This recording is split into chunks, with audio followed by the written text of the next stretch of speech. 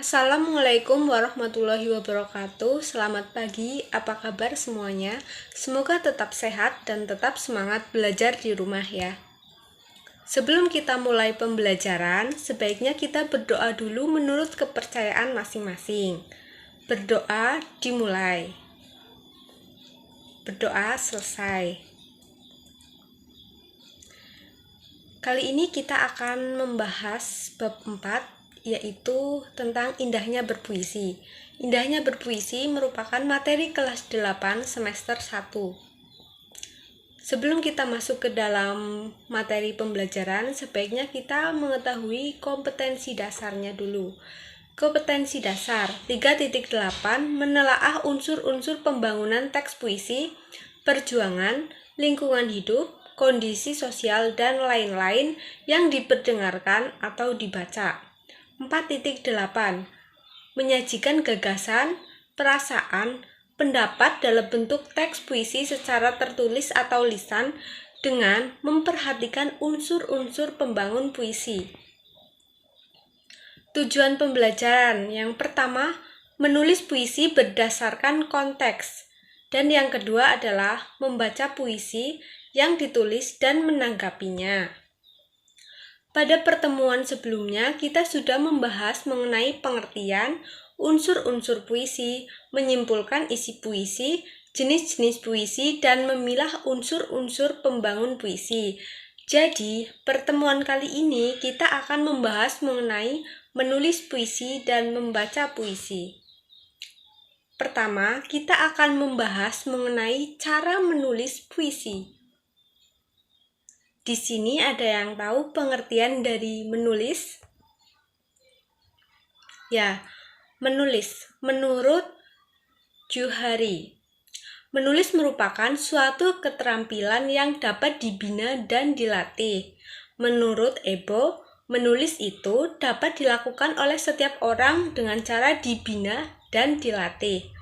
Menurut Pranoto, menulis berarti menuangkan sebuah pikiran ke dalam bentuk tulisan atau menceritakan sesuatu kepada orang lain melalui tulisan.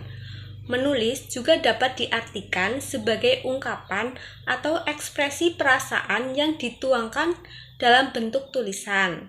Dengan kata lain, melalui proses menulis, kita dapat berkomunikasi secara tidak langsung. Menulis puisi haruslah berawal dari sebuah gagasan atau perasaan.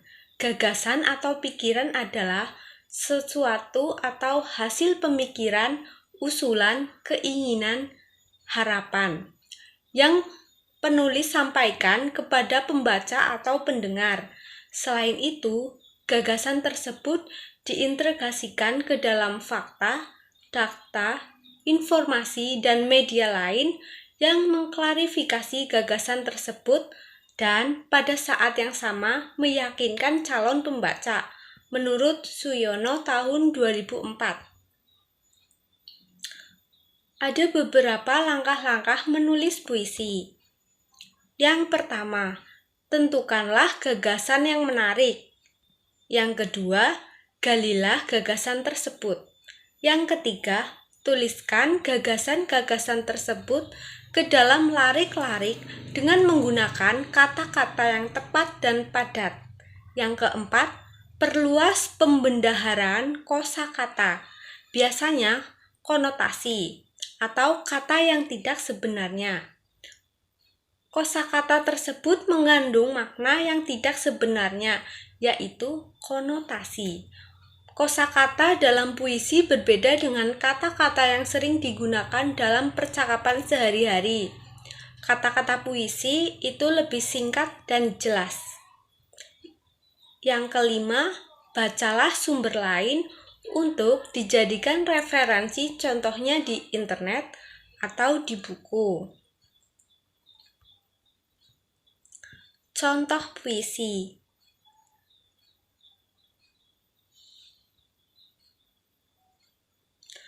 Puisi tersebut berisi luapan resah yang tak berarah.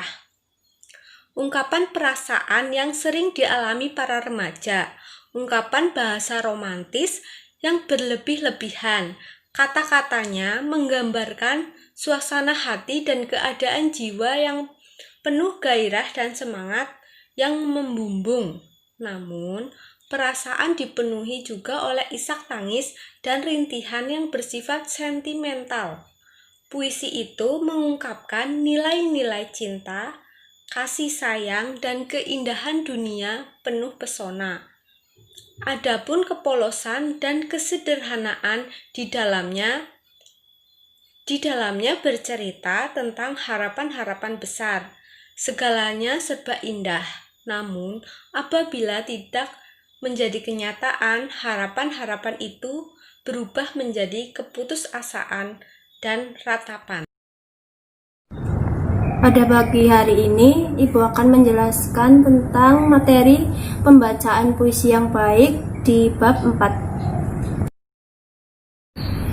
Selanjutnya kita akan masuk ke dalam materi membaca puisi. Untuk membaca puisi yang bagus dituntut untuk menyampaikan puisi, ekspresi, lafal, tekanan, dan intonasi yang benar. Untuk itu, kita perlu melakukan serangkaian berikut. 1. Memperhatikan judul puisi. Yang kedua, lihatlah kata-kata yang dominan. Yang ketiga, pahami makna-makna konotatif yang ada dalam puisi. Yang keempat, tangkaplah ide pokok penyair yang ada dalam puisi yang memparafrasakannya. Yang kelima, temukan pertalian makna tiap unit puisi atau demi kata, frasa demi frasa, larik demi larik, dan bait demi bait. Di sini Ibu akan membacakan hal yang perlu dalam membaca puisi yang baik, yaitu 1. Ekspresi. Dalam Kamus Besar Bahasa Indonesia mengartikan ekspresi sebagai pengakuan atau proses memperlihatkan, menyatakan, atau menyatakan maksud, gagasan, atau perasaan. Ekspresi dapat pula diartikan sebagai pandangan air muka yang memperlihatkan perasaan seseorang. Yang kedua, lafal, berarti ucapan seseorang, huruf atau kata. Dalam membacakan puisi, huruf maupun kata-kata harus dilafalkan dengan jelas. Jangan sampai tertukar huruf ataupun kata-kata yang lainnya. Misalnya, kata jalang tidak tertukar dengan jelang. Yang ketiga, tekanan.